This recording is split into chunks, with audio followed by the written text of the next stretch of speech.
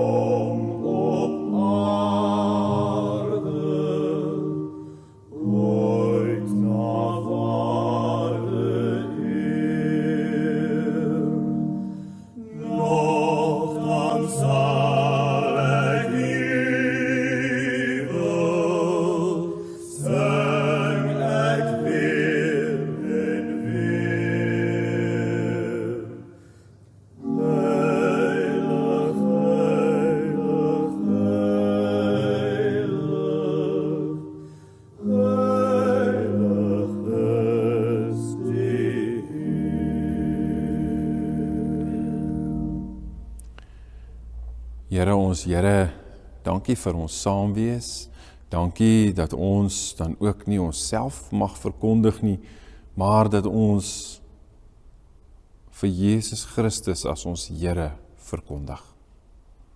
Dankie dat ons as diensknegte ook hier mag wees ter wille van Christus. Here, dankie dat ons die voorreg mag hê om dan ook saam met die woord besig te wees, gevorm mag word en deur u Gees aangeraak mag word. Spreek, Here, want u dienaars, ons luister. Ons luister met eerbied en met nederigheid om u woord te hoor. Amen. Ek wil graag sommer so vanoggend, terwyl jy stonk jou Bybel nader trek en daar na Romeine 10 toe blaai, wil ek so begin met 'n storie wat ek graag wil vertel. 'n Gesin hier by ons in die gemeente het so rukkie gelede by hulle ouma Grootjie gaan kuier. Sy woon daar op die platteland in 'n tuiste vir bejaardes. En so het die ouma, wat toen al amper hier by haar vroeg 90's is, het die kinders ontvang daar by haar en dit was vir haar baie lekker en dit was 'n mooi dag en die kinders en kleinkinders en hulle het selfs van die agterkleinkindertjies daar gehad en dit was vir ouma 'n groot vreugde. En so het ouma 'n klomp goedjies vir hierdie kindertjies gewys en sy haal toe iets baie spesiaal uit hierdie dag. En dis natuurlik die familiebybel. Sy haal toe hulle familiebybel uit en sy blaai die Bybel oop en in hierdie Bybel blaai sy so in die begin daar na die familiestamboom toe en sy wys vir die kinders die groot familiestamboom en almal se name soos dit daar opgeskryf staan en oupa Grootjie se naam is daar en van sy voorsate en ouma Grootjie se naam het van haar voorsate en so ook dan nou later pa en ma sinne en die kleinkinders se name en so ook die agterkleinkinders se name. Dit was vir hulle baie lekker om te sien en die kleinkinders vra toe en die agterkleinkinders vra maar is ons name ook daarin en ouma wys vir hulle so mooi en sê daar is julle naampies ook ingeskryf. En dit was vir die kinders baie spesiaal om te hoor, nee, om te sien en te beleef dat ek is deel van iets groter. En so blaai sy verder daarvoor in die Bybel is daar notas gemaak deur oupa van hulle troudag en ander huwelike wat in die familie wat bevestig is. Die doopdatums van kinders, kleinkinders en agterkleinkinders.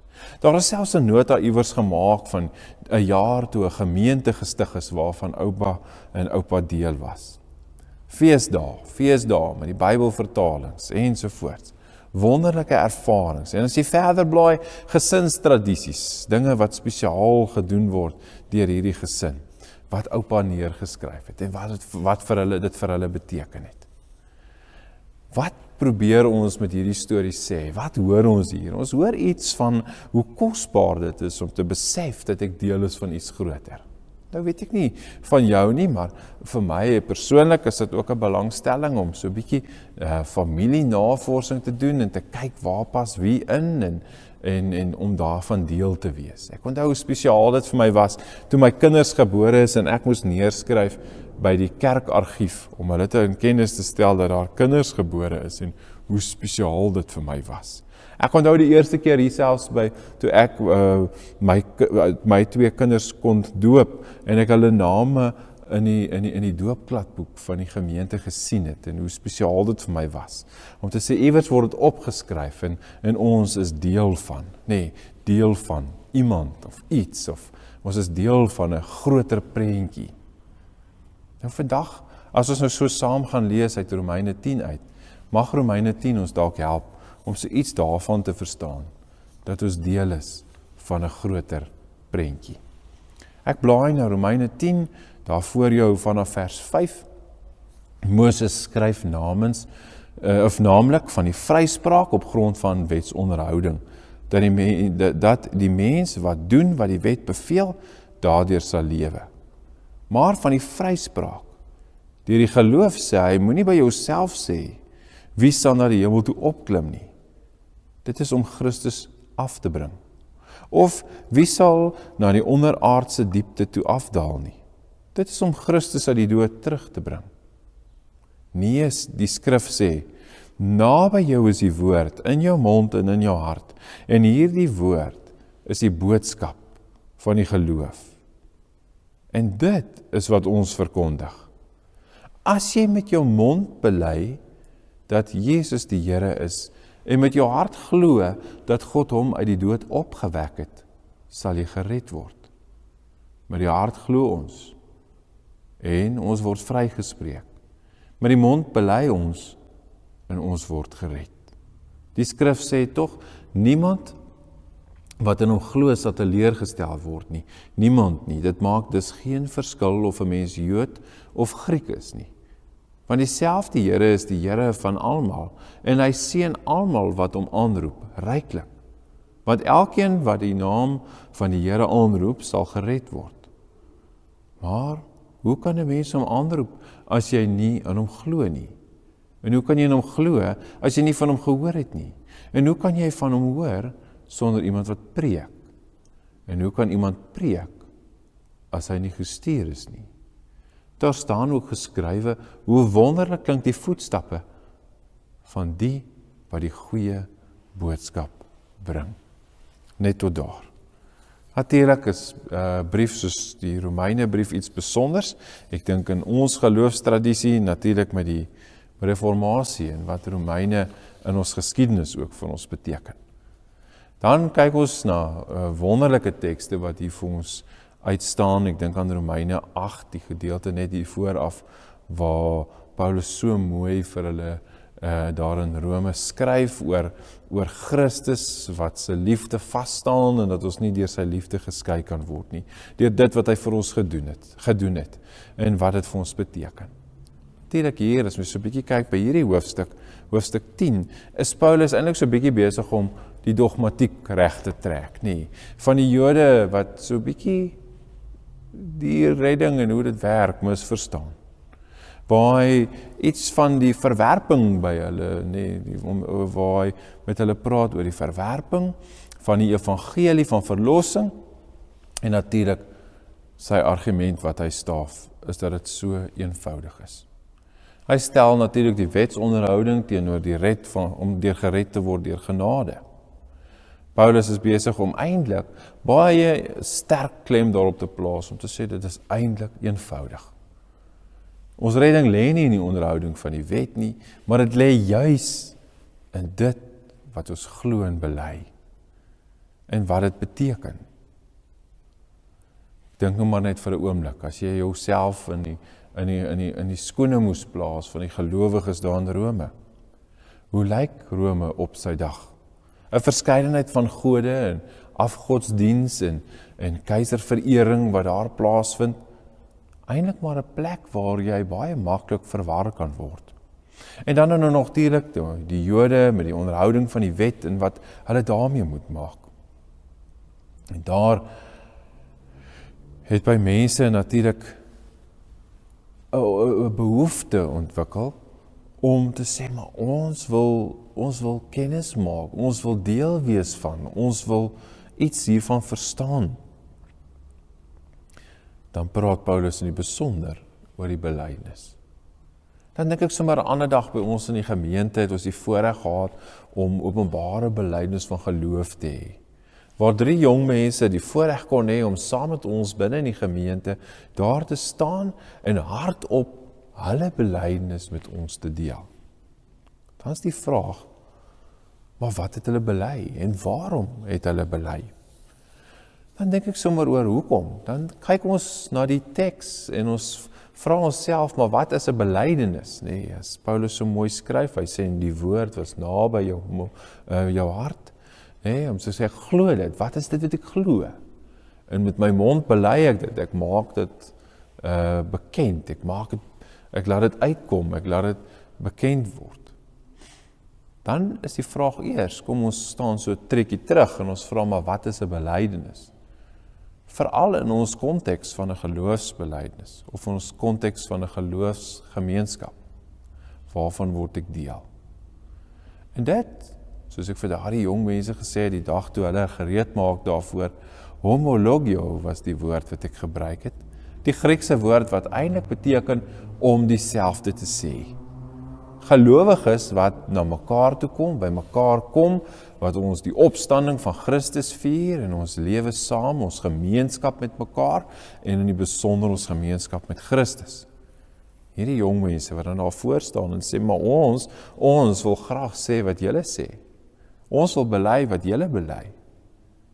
Met ander woorde, ons wil dieselfde sê as wat ons glo. Ons wil dieselfde sê as wat julle glo. Iemand is gestuur.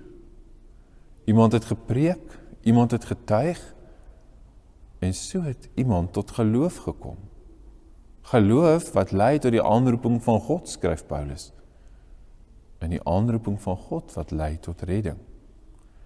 'n werklikheid in die lewe van gelowiges. Wat beteken dat ons ook die voorreg mag hê om dan hulle wat dieselfde as ons sê in te neem en te ontvang in die liefde van die Here en te sê ons saam met julle is gestuurdes. Ons is geroep. Ons het iets verstaan en ons deel in die vreugde oor die eenvoud daarin om in Christus te glo. Maar nou is die vraag, Wat is dit wat my dan nou ook 'n gelowige of 'n Christen maak? Wat is dit wat ons dan nou bely? Wat is dit waarna iemand soos Paulus dan ook verwys? Homologio. Ons sê dieselfde, of julle bely wat ons bely, wat sou dit wees? Ek dink ons begin by die eerste belydenis van die kerk. Christus is ons Here. Christus is ons Here, en dit is wat ons glo met ons harte, met ons lewe en met ons monde bely. Wat beteken dat ons ook die implikasie daarvan dit met ons lewens getuig. Daarmee saam in dankbaarheid leef. Daarom wil ons graag dien. Daarom wil ons deel wees. Daarom wil ons betrokke wees. Dit beteken dat ons 'n geloofwaardigheid aan ons belydenis gee. Wanneer ons vir mekaar dan nou sou sê, maar ons glo met ons harte en ons bely met ons monde dat Jesus die Here van ons lewe is die vraag, maar hoe beïnvloed dit my en jou getuienis? Hoe lyk ons getuienis as geloofsgemeenskap vir 'n wêreld daar buite? Hoe lyk dit vir die kinders vir wie jy dalk môreoggend gaan klas gee? Hoe lyk dit vir jou mede-kollegas daar in die kantoor? Hoe lyk dit vir hulle wat saam met jou daar in die werkswinkel is? Hulle wat saam met jou dalk iewerste in 'n winkelsentrum loop? Hoe hanteer ons mense? Hoe lyk die getuienis as gevolg van dit wat ons bely? Ons wat sê ons is deel van 'n groter prentjie. Help ons mense om meer toegewyd aan God te lewe? Help ons mense wat buite ons gemeenskap leef om hulle nader te trek, dat hulle ook volgelinge van Christus sou kon word? Help ons mekaar om beter volgelinge van Christus te wees? Neem ons die verantwoordelikheid tussen mekaar, sodat ons gemeenskap tussen mekaar hegter sal wees, en neem ons die verantwoordelikheid om te werk aan ons onderlinge verhoudings met mekaar? Of eintlik maar net eenvoudig gesê, neem ons die verantwoordelikheid om mekaar te versorg, en dan so ook in dankbaarheid te leef, te danke aan dit wat ons bely, of kom ons sê eerder, wie ek bely. Ek wil sommer vir jou nooi, as jy dalk vir 'n oomblik mag dink aan jou eie, as jy dalk 'n bekeringsverhaal het, of dink aan die geleentheid of die dag of die oomblik toe jy self belydenis van geloof afgelê het. Toe jy gesê het, ek sê wat my geloofsgemeenskap sê. Dink aan daardie eerste kennismaking wat jy gehad het, selfs met 'n Bybel of jou geestelike ervaring, dat jy bewus geraak het van God. Hoe lyk dit? Hoe lyk jou verhouding? En dan natuurlik, hoe lyk die getuienis as ons sê dieselfde? Wat glo jy met jou hart? Wat bely jy met jou mond? En hoeveel geloofwaardigheid is daar in jou eie belydenis, maar ook in jou getuienis? Gelowiges wat geken word in hulle belydenis, sowel as hulle getuienis. Mense wat met hulle harte glo, daarvan oortuig is, met hulle monde bely en geloofwaardig leef. Kom ons bid saam.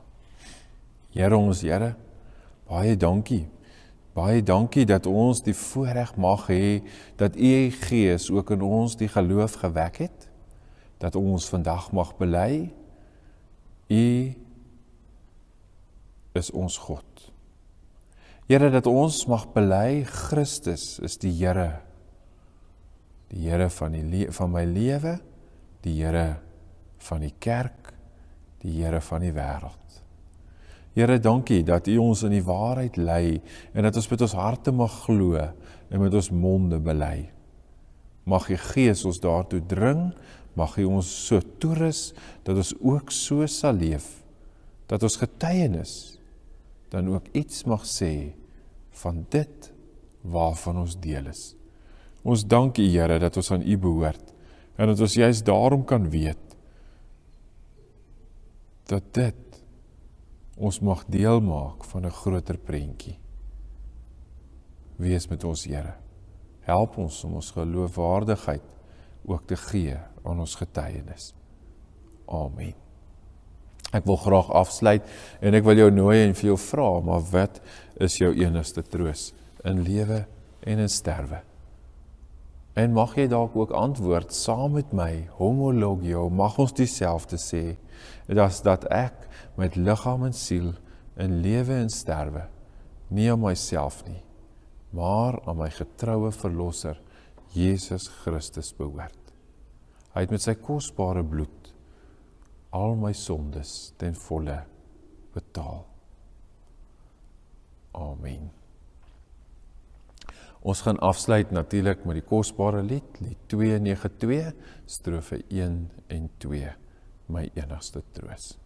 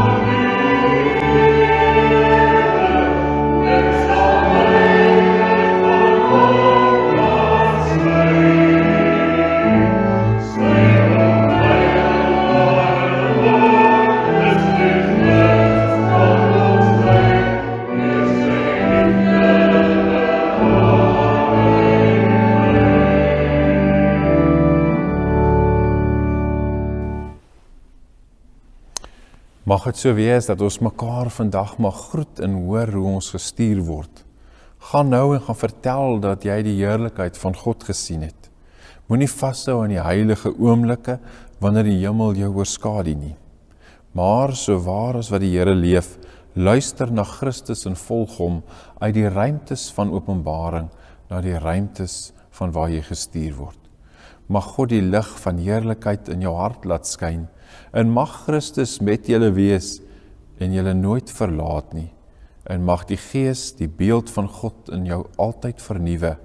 Ons gaan in vrede om hom lief te hê en hom te dien in die naam van Christus. Amen.